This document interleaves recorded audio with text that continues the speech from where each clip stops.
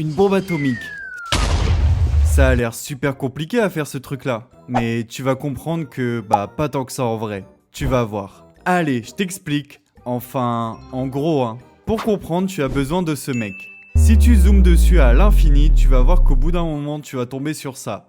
Un atome. Les atomes, c'est des trucs minuscules qui composent la matière. Ils sont présents partout. Et à l'intérieur de l'atome, on retrouve plusieurs choses. Déjà, il y a les protons, qui sont de charge positive. La positive attitude.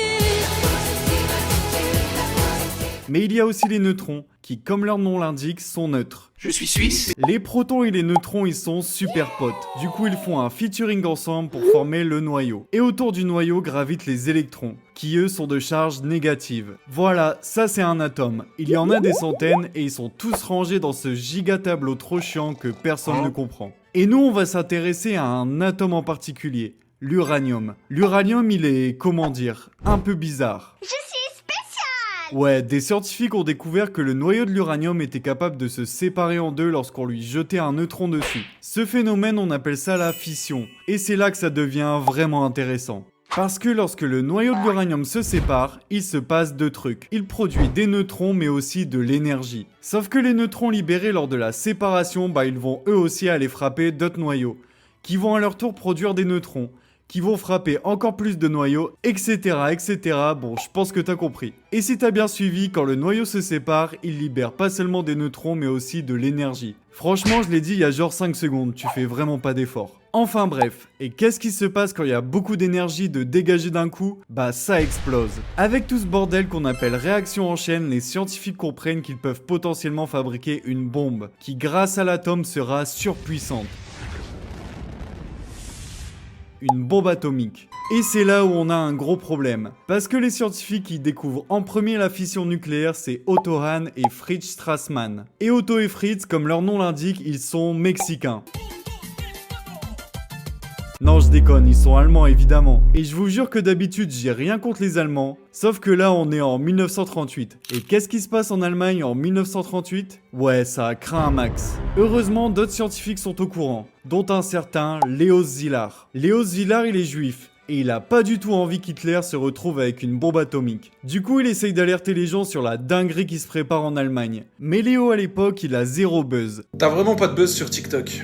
Ouais, t'as pas tort. Personne ne l'écoute. Alors il décide de demander de l'aide à un pote un peu plus connu pour attirer l'attention. Ce pote, c'est l'influenceur scientifique le plus connu de son époque, Albert Einstein. Habituellement, Einstein, c'est un pacifiste. Et les histoires de bombes et de guerre, c'est pas trop son délire. Mais là, la situation est tellement grave qu'il se laisse convaincre.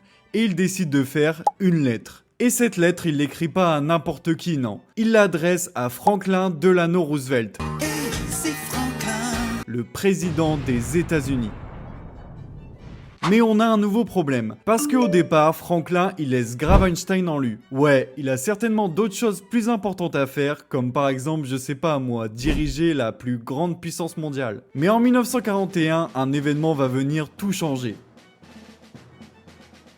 Après l'attaque de Pearl Harbor par les Japonais, les États-Unis s'engagent officiellement dans la Seconde Guerre mondiale. On s'est battu pour ta place. Hein. On a viré Léo, on a viré Lissandro. On a fait la guerre. C'est la guerre. Et pour faire la guerre, Roosevelt se dit que ce serait peut-être pas mal de s'intéresser un peu plus à ce projet de bombe ultra méga puissante là. Du coup, il appelle un pote à lui, Leslie Groves, a.k.a. Matt Damon dans Oppenheimer, et il lui confie la lourde tâche de doter les Américains de la bombe atomique avant les nazis. Groves, ça lui fait pas peur. Il a l'habitude des gros projets. D'ailleurs, il vient tout juste de finir la construction du Pentagone, le plus grand bâtiment du monde à l'époque. Il crée alors un nouveau projet, le projet Manhattan. Ah, ces Américains, ils trouvent quand même des noms stylés à chaque fois. Mais Groves va vite se rendre compte que ce projet-là est d'une toute autre envergure. Parce que quand il prend sa to-do list atomique et regarde de quoi il a besoin pour faire sa bombe, il se rend compte qu'il a pas mal de taf. D'abord, vous vous souvenez, il faut de l'uranium. Et ce qui est cool, c'est que vu que l'uranium ça pousse dans les arbres, les États-Unis en ont déjà plein. Non, évidemment c'est faux, l'uranium c'est un minerai et on le retrouve dans la croûte terrestre. Du coup, on n'en trouve pas du tout partout. En fait, à l'époque, la plus grande mine d'uranium du monde, elle est située ici, au Congo.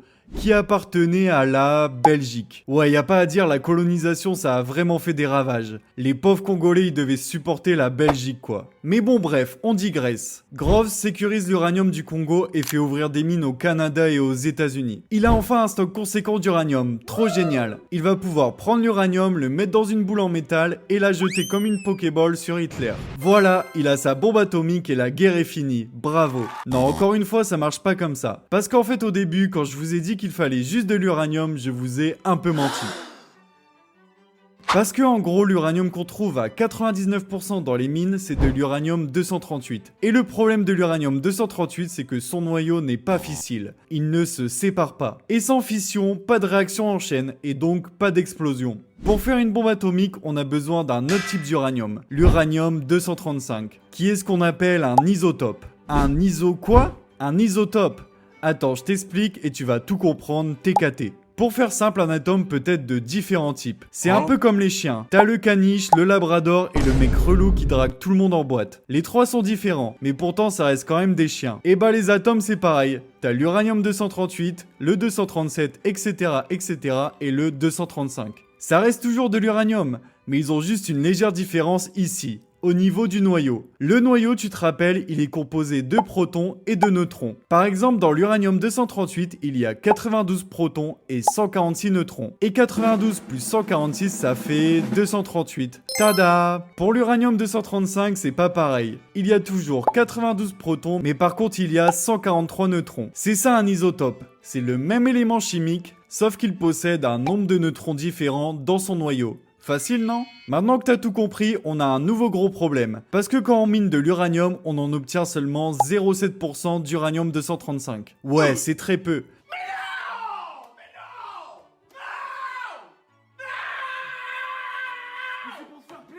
Mais t'inquiète pas, les scientifiques de l'époque ont trouvé une solution. Enrichir l'uranium. Non, pas comme ça. En gros, l'idée des scientifiques, c'est de séparer l'uranium 235 du 238, un peu comme dans un centre de tri. Pour ça, ils comptent utiliser différentes techniques de séparation, que je vais pas t'expliquer parce que c'est chiant. What? Et surtout, je vais pas te mentir, j'ai la giga flemme. Faut juste retenir qu'à l'époque, ça a jamais été fait en grande quantité, et que ça demande des ressources colossales. Groves comprend que pour faire sa bombe, il va avoir besoin d'argent, énormément d'argent. Du coup, il va voir Roosevelt, et il demande budget illimité. Maintenant qu'il est aussi riche que GMK, Groves va pouvoir passer aux choses sérieuses. Il achète un énorme terrain dans le Tennessee, où il y a de l'eau et de l'électricité, et il fait construire des usines gigantesques et des habitations. Le mec a fait construire tranquillou une ville de 80 000 habitants comme ça. Est-ce que c'est bon pour vous? Cette ville, c'est Oak Ridge, et c'est là où des milliers de personnes vont travailler secrètement pour enrichir l'uranium. L'objectif est simple, passer de 0,7% d'uranium 235 à presque 90%. Mais il faut faire vite, on est toujours en plein milieu de la guerre et peut-être qu'Hitler va bientôt avoir la bombe, on sait pas. Heureusement, les Américains ont trouvé un autre élément, le plutonium. Et bonne nouvelle, il est fissile, on peut aussi faire une bombe avec. Du coup, Groves, il est giga refait. Et avec cette nouvelle méta, ils vont pouvoir fabriquer des bombes encore plus rapidement. Alors il fait ce qu'il sait faire de mieux, c'est-à-dire construire une giga usine pour produire du plutonium en balles, à Hanford dans l'état de Washington.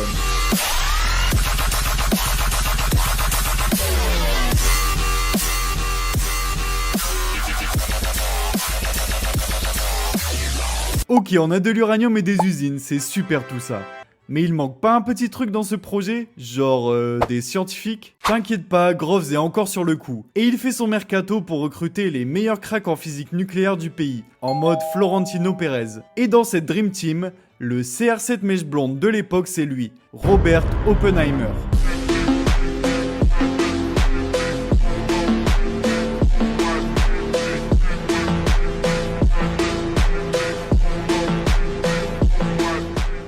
Oppenheimer, il a une mission, mettre la matière fissile dans un truc qui permet d'activer la réaction en chaîne à distance pour faire une bombe. Pour ça, il a besoin d'un laboratoire. Du coup, Groves, il crée encore une nouvelle ville, Los Santos. Ah non, ça c'est autre chose, désolé. On reprend. Groves, il crée encore une nouvelle ville, Los Alamos, un laboratoire secret perdu au fin fond du désert. Bon, ok, résumons. L'uranium arrive des mines. Il est enrichi en uranium 235 à Oak Ridge ou transformé en plutonium à Hanford, ce qui nous donne la matière fissile. Cette matière est ensuite envoyée à Los Alamos, où l'équivalent scientifique du Real Madrid de 2017 est en train de réfléchir à comment en faire une bombe avec. Et justement, faire une bombe, c'est ça le nouveau problème. Parce que les gars doivent trouver comment déclencher une réaction en chaîne à distance pour pas que ça leur pète dessus. Bon, c'est littéralement les mecs les plus intelligents sur Terre. Oh putain! QI de 143! Alors évidemment, ils ont une idée pour faire ça. Un pistolet. Ouais, ils veulent mettre un pistolet dans une bombe. Après, on est aux US, je te rappelle, donc ouais, pourquoi pas. En gros, voici comment ça marche. La matière fissile sera séparée en deux, de manière à ce que les deux parties soient trop faibles pour exploser indépendamment. Ensuite, un canon va pousser une partie sur l'autre. Réunis ensemble, il y aura suffisamment de matière pour créer une réaction en chaîne et exploser. Les mecs font des tests avec des petites quantités d'uranium-235. Et trop bien, ça marche.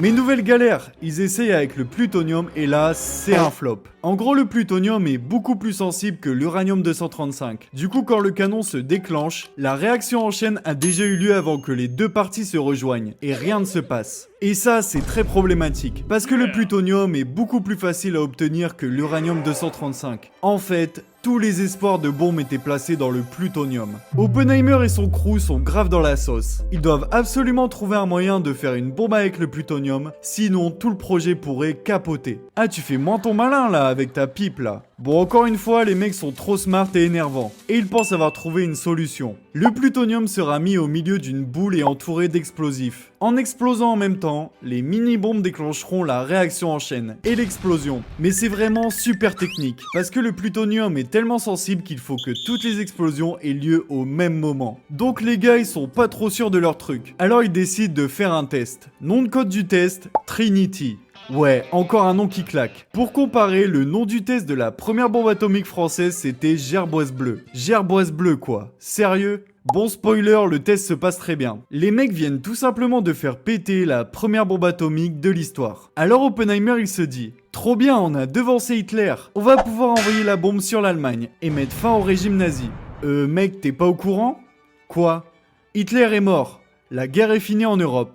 Ça fait genre 2 mois, vraiment. Ah, bah du coup, pas besoin de la bombe, parce que le Japon va bientôt capituler lui aussi. Donc on peut la ranger dans un placard et plus jamais en parler, hein. Pas vrai? L'Allemagne était en réalité très loin d'avoir la bombe. Hitler n'y croyait pas et il a préféré faire joujou avec des fusées. Et j'ai envie de dire, tant mieux. Mais les États-Unis avaient maintenant un nouvel ennemi, le Japon. La majorité des scientifiques étaient absolument contre l'utilisation de la bombe contre le Japon. Mais c'était déjà trop tard. 2 bombes seront utilisées sur le pays du soleil levant. Little Boy, la bombe au pistolet, qui fonctionne à l'uranium-235 sur Hiroshima le 6 août 1945. Et Fat Man, qui fonctionne au plutonium comme Trinity sur Nagasaki le 9 août 1945. Ces bombardements totalement évitables feront plus de 200 000 morts et changeront le monde à jamais. Voilà, maintenant tu sais comment on fabrique une bombe atomique. Enfin, en gros quoi. Abonne-toi!